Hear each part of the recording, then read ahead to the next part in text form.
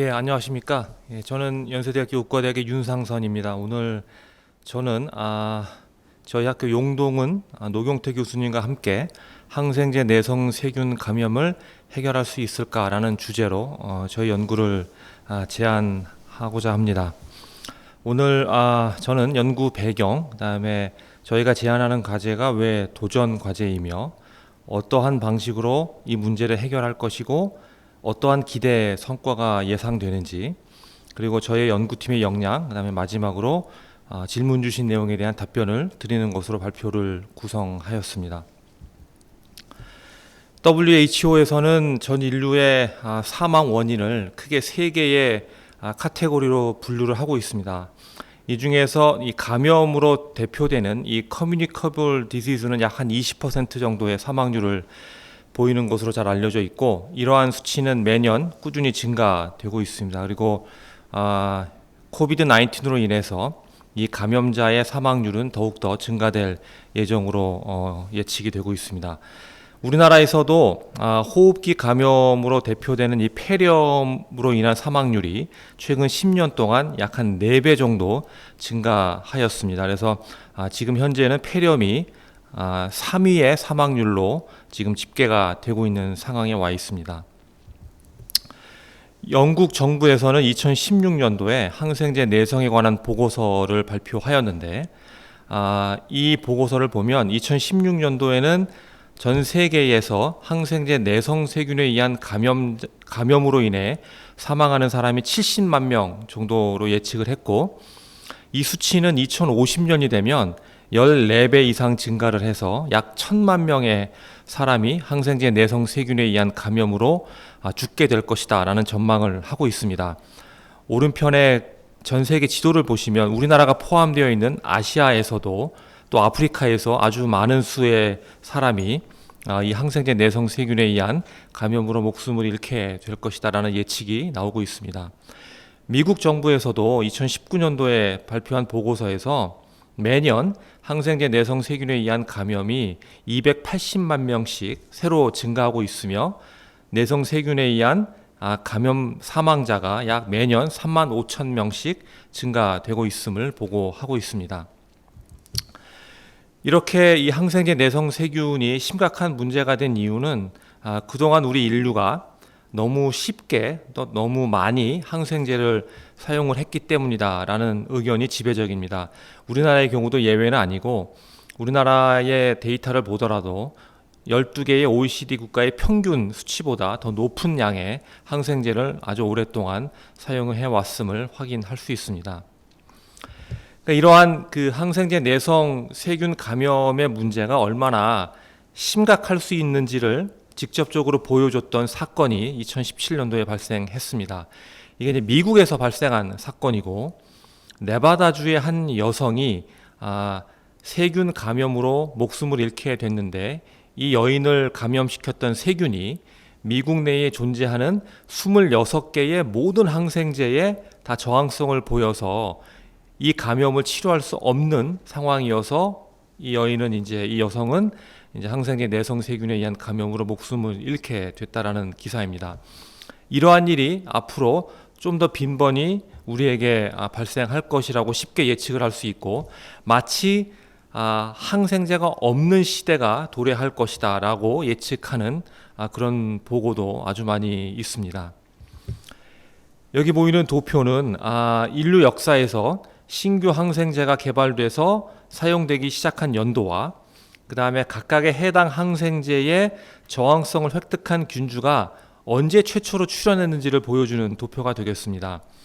예를 들면 가운데를 보시면 시프로플록사신이라고 하는 항생제는 1968년도에 최초로 인류에게 사용이 되기 시작했는데, 같은 연도에 1968년도에 이미 시프로플록사신이라고 하는 항생제의 저항성을 획득한 균주가 출현하였음을 우리가 알 수 있습니다.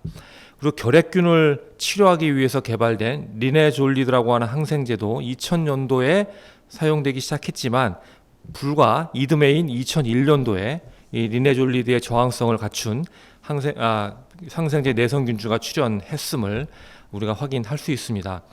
또 하나 우리가 지적할 수 있는 내용은 이 앞부분에는 비교적 다양한 많은 수의 항생제가 개발돼서 인류에게 적용이 됐지만 이 뒷부분으로 갈수록 새롭게 개발되는 항생제의 개수가 매우 줄어들고 있다라는 것을 알 수 있습니다. 그래서 이러한 이유로 사실 새로운 항생제가 개발이 된다 하더라도 바로 내성균주가 출현할 것이다라고 하는 어떤 어려움이 있기 때문에 대형 제약회사에서는 이 항생제 개발을 그렇게 큰 의욕적으로 추진하지 않는 그런 어려움이 있습니다. 그래서 저희는 항생제를 사용하지 않고 항생제 내성 세균의 감염을 해결해 보기 위해서 여기 보이는 이 세 개의 서로 다른 독립적인 연구 접근 방법을 제안하였습니다. 첫 번째는 우리 몸에 존재하고 있는 공생 미생물을 활용한 감염 제어 전략이 되겠습니다. 우리 몸에 존재하고 있는 공생 미생물 중에서 항생제 내성 세균의 감염을 억제할 수 있는 균주들을 일부 분리를 하였고 지금 현재 감염 억제 기전을 이해하는 과정에 있습니다. 두 번째로는 항생제 내성 세균을 죽일 수 있는 박테리오페이지를 통해서 이 감염 억제를 시도해 보겠다라는 전략이 되겠고 마지막으로는 항생제 내성 세균을 죽이려고 하지 말고 이들의 병원성을 무력화시켜서 우리 몸이 자연적으로 가지고 있는 면역 시스템을 통해서 감염을 억제해 보겠다라고 하는 병원성 무력화 대체 약물 개발을 통한 감염 제어 전략이 되겠습니다. 이렇게 서로 다른 세 개의 파이프라인을 통해서 도출되는 균주 혹은 후보 약물들은 저희 연구진들이 오랫동안 구축해온 동물 감염 모델을 통해서 유효성을 검증할 예정이며 유효성이 검증된 후보 균주 혹은 약물에 대해서는 인체에 적용을 시도할 계획에 있습니다. 그럼 저희가 제안한 이 세 개의 서로 다른 전략들에 대해서 각각 짧게 설명을 드리도록 하겠습니다. 첫 번째는 마이크로바이옴 기반, 공생미생물 기반의 세균 감염 억제 전략이 되겠습니다.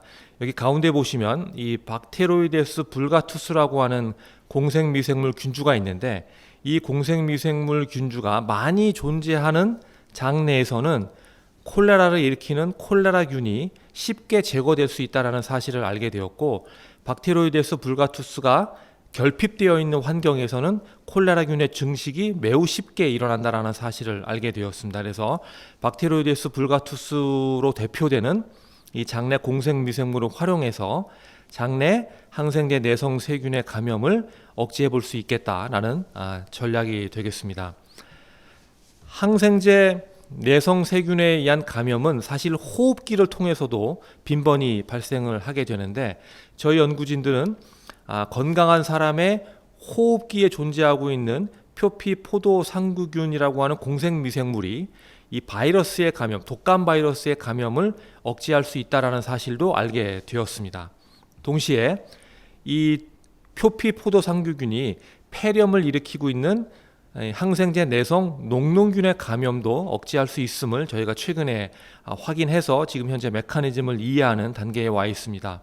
여기 오른쪽 아래 그림을 보시면 이 녹농균으로 감염된 마우스는 12시간 안에 다 죽게 되는데 이 표피포도상균 5번 분리주가 먼저 마우스 호흡기에 이식이 되게 되면 면역 활성이 증가가 돼서 녹농균 감염에 아주 높은 저항성을 보인다는 사실을 확인하였습니다. 두 번째로 박테리오페이지 기반의 세균 감염 억제 전략이 되겠습니다. 저희 세브란스 병원의 세균 내성 연구소에서는 임상에서 분리된 항생제 내성 세균을 뱅킹하는 작업뿐만 아니라 이들을 제거할 수 있는 박테리오페이지도 뱅킹하고 있는 작업을 하고 있습니다. 이를 통해서 항생제 내성 아시네토박터, 클랩시엘라, 대장균, 수도모나스와 같은 이런 항생제 내성 세균들을 제거할 수 있는 박테리오페이지 패널을 약 한 340종 정도를 확보하였습니다. 지금 현재는 이 페이지를 이용한 내성 세균 감염 치료를 위한 전임상 연구를 진행 중에 있습니다.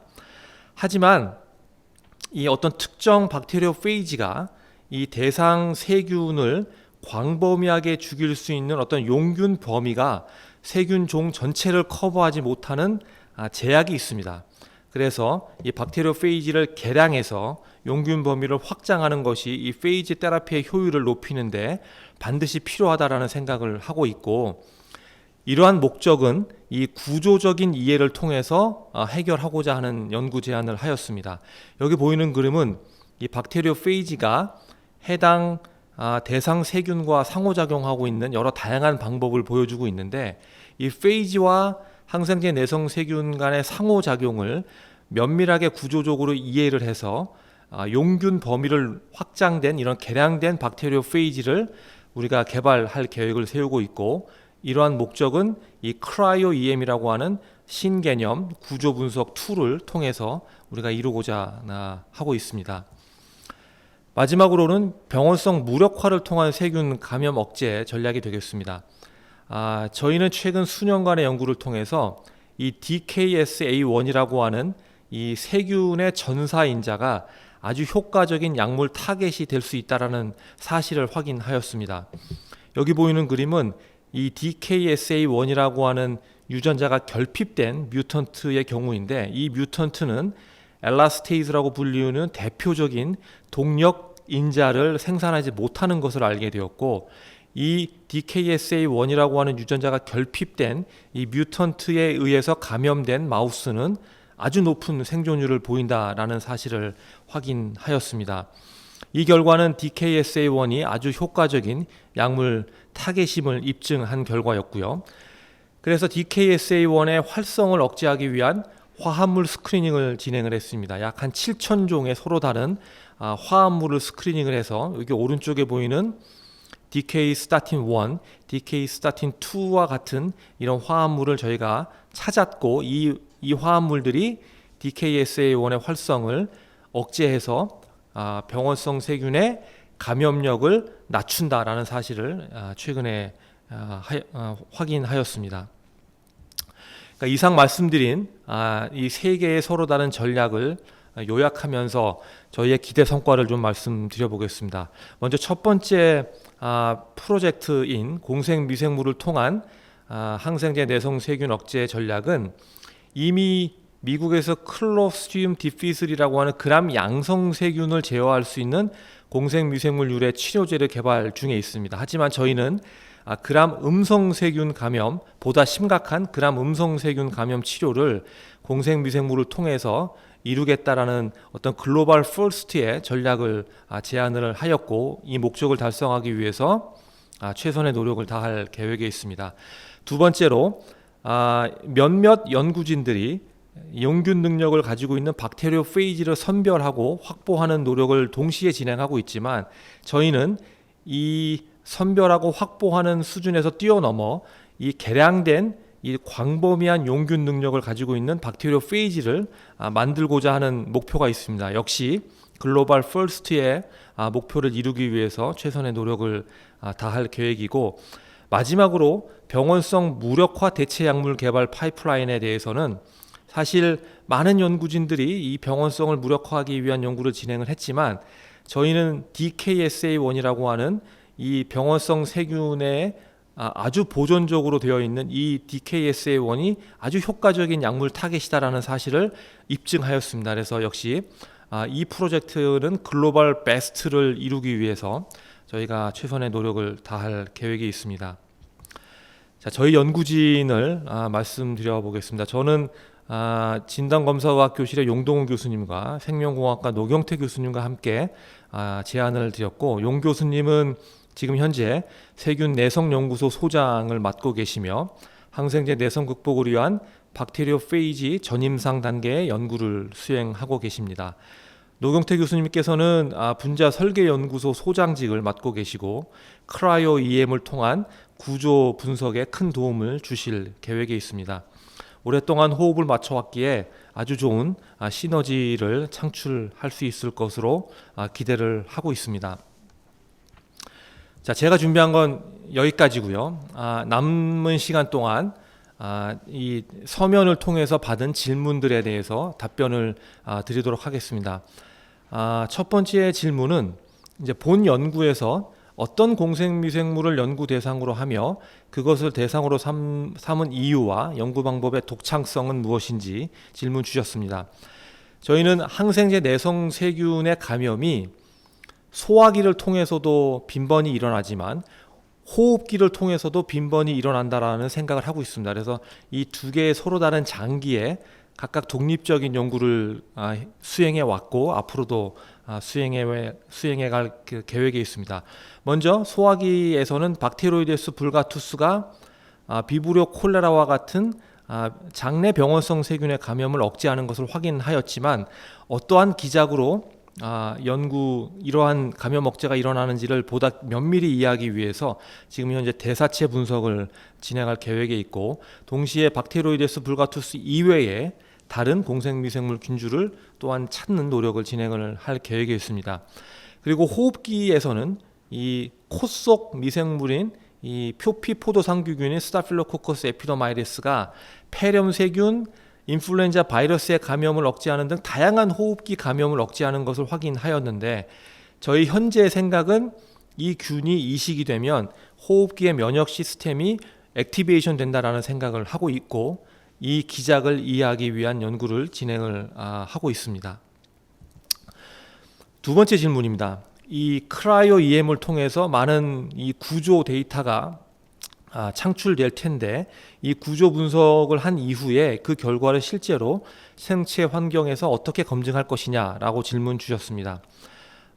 이 프로젝트에서 중요한 점은 이 박테리오페이지의 리셉터 바인딩 프로테인과 해당 세균 숙주의 리셉터 간의 이 인터랙션, 상호작용이 어떻게 진행되는지를 이해하는 것이 필요합니다. 그래서 이 구조 모델링을 통해서 이 광범위한 세균을 죽일 수 있는 박테리오페이지를 개발하는 것이 중요하고, 이를 위해서 이 구조 분석이 절대적으로 필요합니다. 다만 다행스러운 점은 이 새로 개량된 박테리오페이지가 대상 세균을 쉽게 죽일 수 있는지 없는지를 결정하는 실험은 인비트로 실험을 통해서 매우 쉽게 진행을 할 수 있다라는 점이 있고요. 그 다음에 저희가 보유하고 있는 다양한 감염 동물 모델을 통해서 이 개량된 페이지가 실제로 인비보 조건에서도 효능이 있는지를 이제 실험을 하고자 합니다. 질문 3과 질문 5가 이 병원성 무력화를 위한 DKSA1이 과연 얼마나 우수한 타겟이고 다른 연구자들이 개발한 타겟과 어떻게 차별점이 있는지를 질문 주셨는데, 일단 DKSA1은 세균에만 존재하는 단백질이기 때문에 세균 특이적으로 우리가 약물을 개발할 수 있을 것으로 생각을 하고 있고요. 전사인자이며 매우 상위 레벨에서 많은 조절에 참여하고 있기 때문에 이 DKSA1을 무력화시키는 것이 다양한 병원성 인자 생산을 억제할 수 있다라고 생각을 하고 있습니다. 그리고 많은 연구진들이 이 큐어럼 센싱이다라고 불리우는 이런 메커니즘을 연구를 했는데, 이 DKSA1을 억제하게 되면 큐어럼 센싱이 동시에 억제된다라는 사실을 확인하여서 큐어럼 센싱을 이니비션하기 위한 기존의 이니비토와는 보다 개선된 효능을 보이는 우리가 약물을 개발할 수 있을 것으로 생각을 하고 있습니다. 그 다음에 이제 마지막으로는 이 박테리오페이지가 우리 몸에 들어왔을 때 원하지 않는 면역 반응을 일으켜서 이 부작용을 유발할 수 있지 않겠는가라는 질문이었습니다. 사실 박테리오페이지는 우리가 매일 먹는 음식을 통해서 자연적으로 우리 몸에 섭취가 되고 있습니다. 하지만 그리고 또 우리 장 안에 박테리오페이지가 아주 많이 존재하고 있다는 것이 최근의 연구들을 통해서 밝혀지고 있습니다.